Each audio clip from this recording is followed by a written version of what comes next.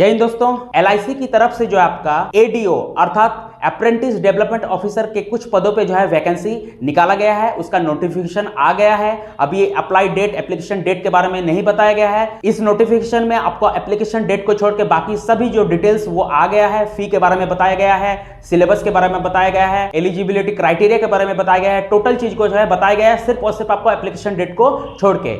लेकिन याद रखिएगा, इसका जो एप्लीकेशन डेट होगा वो संभावना के अनुसार जो है फरवरी या मार्च के अंतिम सप्ताह में इसका एप्लीकेशन डेट देखने को मिलेगा। ठीक है, तो याद रखिएगा इस नोटिफिकेशन में आपका एप्लीकेशन डेट नहीं आया। एप्लीकेशन डेट को छोड़ के बाकी सभी डिटेल्स जो आ गया है, तो जिसको आज हम लोग इस वीडियो में डिस्कस करेंगे, आपको बताने वाले हैं। तो आगे बढ़ने से पहले आपसे बस इतना ही रिक्वेस्ट है कि रोजाना नए नए जॉब्स का अपडेट पाने के लिए हमारे इस चैनल को सब्सक्राइब कीजिए। तो चलिए देखते हैं क्या क्या डिटेल्स आया है। तो चलिए सबसे पहले मैं आपको बता दूं कि ये जो वैकेंसी निकाला गया है वो एलआईसी इंडिया की तरफ से निकाला गया है। Life insurance corporation of India की तरफ से निकाला गया है। तो विभाग का नाम आप याद रखेगा, एलआईसी इंडिया। ठीक है, किस पोस्ट पे निकला है? एडीओ पोस्ट पे निकला आपका। ठीक है, एडीओ यानी अप्रेंटिस डेवलपमेंट ऑफिसर। तो पोस्ट का नाम आपका याद रखेगा एडीओ है ना। एडीओ के जो है अलग अलग पदों पे जो है वैकेंसी निकाला गया है। नंबर ऑफ पोस्ट का अगर बात करें तो याद रखेगा एडीओ के सभी पोस्ट को मिलाकर इसमें जो है 9394 पोस्ट पे वैकेंसी आपका निकाला गया है। वेस्टर्न जोन मुंबई में जो है 1942 वैकेंसी है। नॉर्थ जोन दिल्ली से जो है आपका 1216 पदों पे वैकेंसी है। साउथ जोन है चेन्नई से आपका जो है 1516 पदों पे वैकेंसी है। सेंट्रल जोन भोपाल से जो है 561 पदों पे वैकेंसी है। साउथ सेंट्रल जोन हैदराबाद में जो है 1408 पद खाली है। नॉर्थ सेंट्रल जोन कानपुर में 1033 पद खाली है। ईस्ट सेंट्रल जोन पटना में जो है 669 पद खाली है। और ईस्टर्न जोन कोलकाता में जो आपका 1049 पद खाली है। तो ये जो जोन है इसको देख लीजिएगा, इन सब को मिलाकर टोटल 9394 पदों पे जो है वैकेंसी निकला हुआ है। क्लियर है? इसका ऑफिशियल वेबसाइट याद रखेगा licindia.in है ना। इसी ऑफिशियल वेबसाइट पे जो है इस भर्ती से जुड़ा हुआ टोटल डिटेल्स आपको मिल जाएगा। एप्लीकेशन फॉर्म है ना, टोटल चीज आपको इसी ऑफिशियल वेबसाइट पे मिल जाएगा। तो ये जो ऑफिशियल वेबसाइट है इसको आप याद रखिएगा। ठीक है, जो कि है आपका licindia.in। सिलेक्शन प्रोसेस का बात करें तो याद रखिएगा इसका सिलेक्शन जो है आपका 3 स्टेज पे होगा।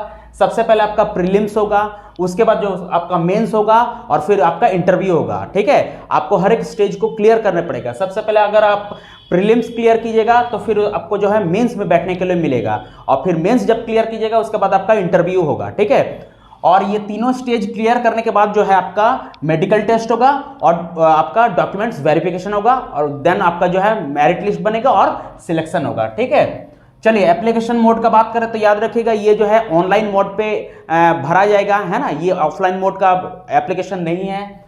ठीक है, अप्लाई डेट का बात करें तो याद रखिए कि अभी नोटिफिकेशन में जो है इस एप्लीकेशन से जुड़ा हुआ डेट के बारे में नहीं बताया गया है। ठीक है, लेकिन एक संभावना के अनुसार जो है आपका फरवरी और मार्च के लास्ट वीक में जो है इसका एप्लीकेशन देखने को आपको मिल सकता है। एक और नोटिफिकेशन आएगा जिसमें इसका एप्लीकेशन डेट जो है आपको मिल सकता है फरवरी और मार्च के अंतिम सप्ताह में। ठीक है, मेरे इस चैनल में है ना, जब इसका एप्लीकेशन से जुड़ा हुआ डेट जब आएगा तो फिर से मैं एक वीडियो बना के आपको बता दूंगा यार। ठीक है, चलिए एज लिमिट का अगर बात करें तो मिनिमम 21 साल और मैक्सिमम जो आपको 30 इयर्स। ठीक है, 21 इयर्स से अगर किसी का कम एज है तो वो इस वैकेंसी को नहीं भर सकता है। और 30 इयर्स से अगर किसी का एज ज्यादा हो जा रहा तो वो इस वैकेंसी को नहीं भर सकता है। तो ये जो एज है आप याद रखिएगा ये आपका जनरल वालों के लिए, जनरल और ईडब्ल्यूएस वालों के लिए है। लेकिन साथ ही साथ आपको ओबीसी के जो है 3 साल का और एससी एसटी वालों को जो है 5 साल का जो है एज रिलैक्सेशन दिया गया है। यानी ओबीसी कैटेगरी के जो कैंडिडेट वो 33 इयर्स तक जो है इस वैकेंसी को भर सकते हैं और एससी एसटी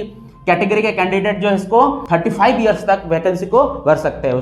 फी का अगर बात करें तो याद रखेगा इसमें एससी एसटी वालों के लिए जो है 100 रुपए का जो एप्लीकेशन फी रखा गया है। और अन्य कैटेगरी जैसा आपका होगा जनरल हो गया, ओबीसी हो गया, ईडब्ल्यूएस हो गया, इन सब के लिए जो एप्लीकेशन फी 750 रुपए रखा गया है। ठीक है, चलिए अब एलिजिबिलिटी का अगर बात करें तो याद रखिएगा इसके लिए 2 एलिजिबिलिटी क्राइटेरिया रखा गया है। सबसे पहले तो ग्रेजुएशन किसी भी मान्यता प्राप्त विश्वविद्यालय से अगर आपने स्नातक किया है, ग्रेजुएशन का डिग्री प्राप्त किया है, तो वो इस वैकेंसी को भरने के लिए एलिजिबल है। साथ ही साथ LIC मुंबई की तरफ से जो है फेलोशिप उसको प्राप्त होना चाहिए, तभी उस वैकेंसी को भर सकता है। क्लियर है? तो ये वाला जो चीज इसको ध्यान रखिएगा, है ना। जिसके पास LIC मुंबई का फेलोशिप है वो इसको आवेदन कर सकता है। ठीक है, सिर्फ ग्रेजुएशन होने से नहीं होगा। तो ग्रेजुएशन के साथ साथ LIC मुंबई का फेलोशिप भी उसको प्राप्त होना चाहिए, तभी वो इस वैकेंसी को भरने के लिए जो बिल्कुल एलिजिबल होगा। क्लियर है? चलिए डॉक्यूमेंट्स का अगर बात करें, देखिए इस वैकेंसी को भरने के लिए आपको कौन कौन से जो है इंपॉर्टेंट डॉक्यूमेंट्स का जरूरत पड़ेगा। तो याद रखिएगा, Aadhaar card, income certificate, caste certificate, residential certificate,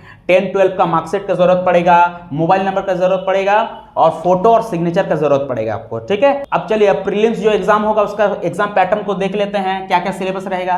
तो याद रखिए प्रीलिम्स का जो एग्जाम होगा वो आपका कंप्यूटर बेस्ड टेस्ट होगा, ऑनलाइन होगा। इसमें टाइम आपका 1 घंटा का टाइम दिया जाएगा, है ना। प्रश्न पत्र आपका जो है इंग्लिश और हिंदी मीडियम के होंगे। ठीक है, इसमें 3 सेक्शन होंगे आपके। पहला सेक्शन में जो है रीजनिंग का क्वेश्चन रहेगा, दूसरा सेक्शन में मैथ्स का क्वेश्चन रहेगा और तीसरे सेक्शन में जो आपके इंग्लिश लैंग्वेज से रिलेटेड क्वेश्चन रहेंगे।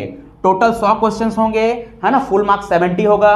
ठीक है, इंग्लिश वाला जो सेक्शन होगा याद रखिए वो क्वालिफाइंग नेचर का होगा। क्लियर है? इसको क्वालिफाई करना पड़ेगा, उसका मार्क्स जो है वो ऐड नहीं होगा, वो सिर्फ और सिर्फ आपको क्वालिफाइंग नेचर का होगा इंग्लिश सेक्शन वाला जो है। इसमें करेक्ट आंसर के लिए जो आपको 1 मार्क्स दिया जाएगा और इसमें नेगेटिव मार्किंग नहीं रहेगा, यानी आप जो है फुल अटेम्प्ट कर सकते हैं, सभी क्वेश्चन को अटेम्प्ट कर सकते हैं, कोई प्रॉब्लम की बात नहीं होगी, है ना। नेगेटिव मार्किंग नहीं है। चलिए मेंस का अगर देखते हैं तो ये मेंस भी जो है आपका कंप्यूटर बेस्ड ऑनलाइन टेस्ट होगा। इसमें आपको टाइम जो है 2 घंटा का टाइम दिया जाएगा। इसमें सभी क्वेश्चन आपका इंग्लिश और हिंदी मीडियम के रहेंगे। इसमें भी आपका 3 सेक्शन रहेगा, है ना। तीनों सेक्शन में आप याद रखिएगा, रीजनिंग से, मैथ से, जीके से, करंट अफेयर से, इंग्लिश लैंग्वेज और insurance and financial marketing awareness जैसा टॉपिक से आपका क्वेश्चन पूछा जाएगा। ठीक है, तो सभी टॉपिक को मिलाकर इसमें टोटल 160 क्वेश्चन होंगे, है ना। फुल मार्क्स आपका 160 होगा और इसमें भी आपका नेगेटिव मार्किंग नहीं होगा, तो आप जो है सभी क्वेश्चन को अटेम्प्ट कर सकते हैं। ये जो मेंस एग्जाम है इस पर आपका अंतिम सिलेक्शन का निर्णय होगा, डिसीजन होगा। ठीक है, उसके बाद मेंस एग्जाम क्लियर करने के बाद जो है आपका पर्सनल इंटरव्यू होगा जो कि 37 मार्क्स का होगा। ठीक है, तो यही कुछ डिटेल्स था इस फॉर्म के रिगार्डिंग जिसको मैंने बता दिया। याद रखिएगा अभी इसका एप्लीकेशन डेट नहीं आया है, तो मैंने सोचा सबसे पहले आपको वीडियो बनाकर पहले से बता दूं, जिससे आप जो है इस वैकेंसी से जो है परिचित हो सके, इस वैकेंसी के बारे में जान सके, पहले से आप जो है इसके लिए प्रिपरेशन चालू कर सके। बहुत अच्छा फॉर्म है। सबसे पहले याद रखिएगा सिर्फ ग्रेजुएशन पास होने से ही नहीं होगा, है ना। साथ ही साथ आपको जैसे मैंने बताया आपको जो मुंबई का फेलोशिप होना चाहिए LIC की तरफ से, ठीक है, तभी वो इस वैकेंसी को भर सकता है। क्लियर है? जब इसका एप्लीकेशन डेट आ जाएगा तो फिर से मैं एक वीडियो बना के आपको जो है बता दूंगा, आपको नोटिफाई कर दूंगा। इसका ऑफिशियल वेबसाइट को याद रखिएगा licindia.in है, इस पर जो है आप खुद भी जाके जो है चेक कर सकते हैं। तो चलिए मिलते हैं नेक्स्ट वीडियो में, तब तक के लिए जय हिंद।